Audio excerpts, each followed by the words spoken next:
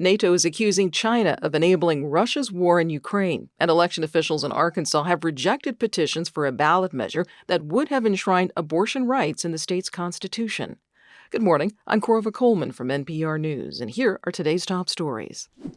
President Biden is set to hold a solo press conference late this afternoon in Washington. Democrats are expected to scrutinize it. Many are looking for evidence of Biden's mental acuity and whether he should stay in the presidential race for re-election. NPR's Tamara Keith reports. President Biden has held fewer press conferences at this point in the presidency than any U.S. president going back to Ronald Reagan.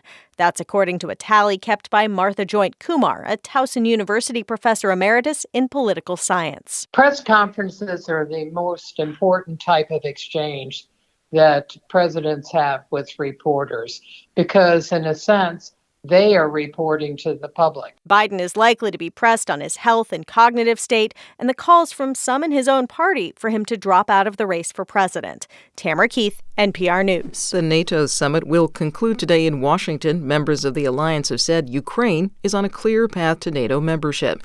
The alliance has also accused China of being a decisive enabler of Russia's war effort in Ukraine. It's calling on Beijing to stop its material and political support of the Kremlin. NPR's John Ruwich reports the Chinese government says the security alliance is stoking tension. Chinese Foreign Ministry spokesman Lin Jian blasted NATO. He called it a Cold War relic that's caused chaos around the world, habitually overextended its reach, and sustained itself with imaginary enemies.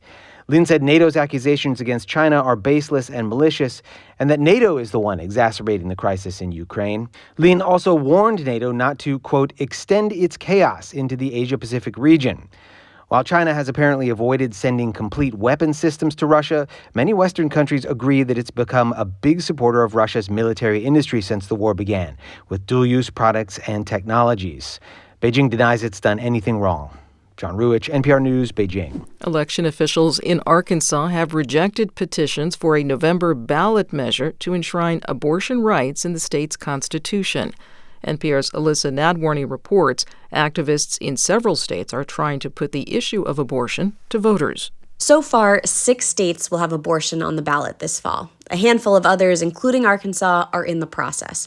But on Wednesday, election officials rejected the petition submitted by supporters of the abortion rights proposal, saying the group Arkansans for Limited Government had failed to submit 2 key pieces of paperwork regarding canvassers who were paid to gather signatures. In a statement, the group pledged to fight what they called a, quote, ridiculous disqualification attempt.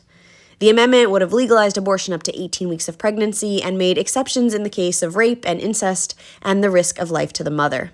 In Arkansas, abortion is completely banned with very limited exceptions. Alison, NPR News. This is NPR.